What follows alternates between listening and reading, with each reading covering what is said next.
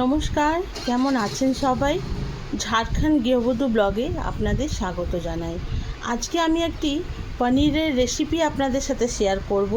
সেটি হলো পনির চাপ। এই দেখুন, পনিরগুলোকে আমি এরকম লম্বা লম্বা করে কেটে নিয়েছি। আর এটার মধ্যে দিয়েছি দই, আদা রসুন বাটা, পেঁয়াজও বাটা আছে, আর কসুরি মেথি ডাস্ট করে দিয়েছি, কাশ্মীরি লাল মির্চ আর জিরে আর ধনে গুঁড়ো। আর এই দেখুন, এখানে টমেটো পিউরি রেখেছি, আর একটু পেঁয়াজ বাটা আছে, যদি লাগে তো দেব। আর এটা গোটা গরম মশলাকে গুঁড়ো করে রেখেছি। এবার আমি পনিরগুলোকে এর মধ্যে দিয়ে আধা ঘন্টার জন্য ম্যারিনেট করে নেব। আগে আমি পনিরগুলোকে এই মশলাটাকে ভালো করে মিশিয়ে নিই। মশলাগুলোকে ভালো করে মিশিয়ে নিচ্ছি।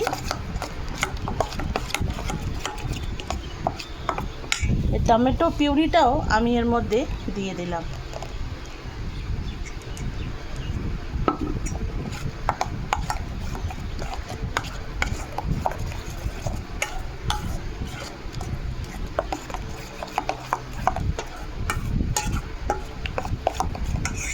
আর এটাতে 1 চামচ ছাতু আমি দিয়ে দিলাম।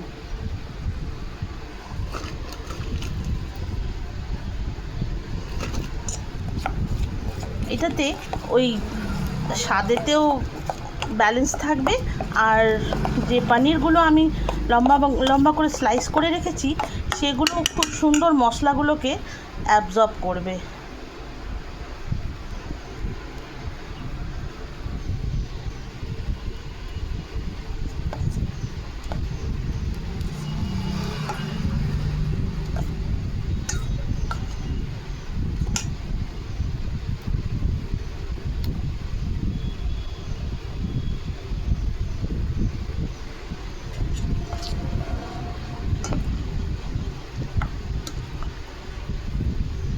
আধ ঘন্টার জন্য এটিকে ম্যারিনেট করে দেবো।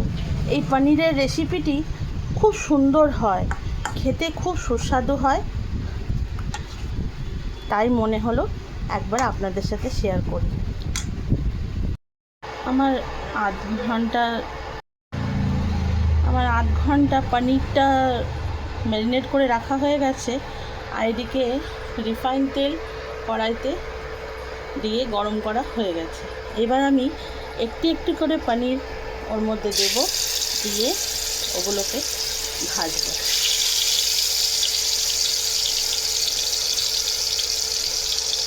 যতটা নুন তেল ঢোকার ওর মধ্যে মশলা, সেটা ওর মধ্যে অলরেডি ঢুকে যাচ্ছে। এরকম করে সব পনিরগুলো আমাকে ভেজে নিতে হবে।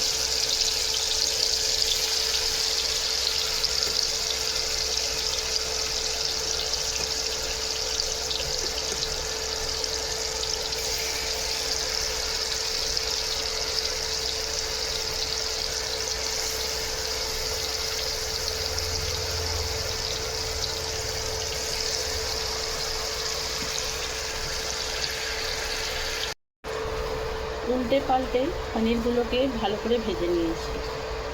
এবার এগুলোকে তুলে নেব। এবার আমি যে বাটা মশলাটা আছে সবটা আমি পনির ভাজা এটাতে দিয়ে দিলাম, দিয়ে এটাকে ভালো করে কষবো। আর আমি একটি উপকরণ বলতে ভুলে গেছিলাম, সেটি হলো কাজু বাটা। এটাও আমি এর মধ্যে দিয়ে দিলাম। ওই 6-7টি কাজু নিয়ে আমি এটাতে বেটে দিয়েছি। এবার এটা তেল ছাড়া অবধি এটাকে কষতে হবে। সঙ্গে থাকুন। মশলাটি থেকে কি সুন্দর তেল ছেড়ে দিয়েছে। এইবার আমি এটার মধ্যে হালকা একটু মিষ্টি, চাপটা একটুখানি মিষ্টি মিষ্টি হলে খেতে বেশি ভালো লাগে, কিন্তু আমাদের ঝাড়খণ্ডে যে মানুষগুলি আছেন তারা অত বেশি মিষ্টি খেতে ভালোবাসেন না, তাই আমি একটু কমই মিষ্টি দিলাম। আর সাথে দিলাম একটু ঘি।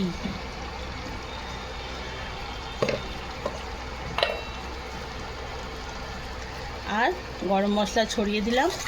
আর দিয়ে আমি এগুলোকে সবগুলোকে মেলাবার পর এটার মধ্যে পনিরগুলো সব ছেড়ে দেবো।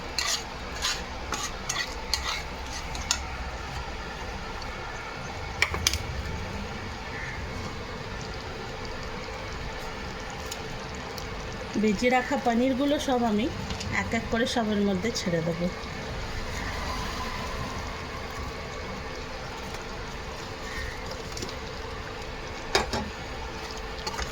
এবার আলতো হাতে হালকা হালকা করে জিনিসগুলোকে মেশাবো।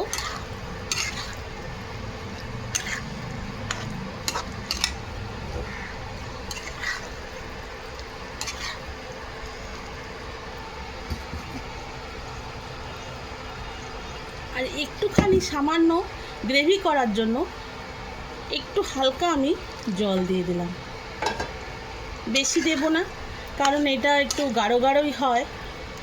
একটু ফুটে যাক, আমি তারপরে এটাকে নামিয়ে দেব। আমার ঝোলটি, এই দেখুন ঝোলটি আমার কি সুন্দর ফুটে গেছে। আমি এবার এটার মধ্যে একটু কসুরি মেথি ওপর থেকে ছড়িয়ে দিলাম,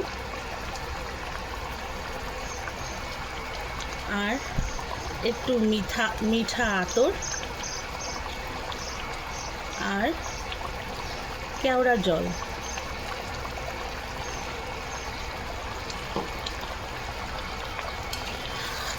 এরকম করে বাড়িতে একবার বানিয়ে দেখবেন,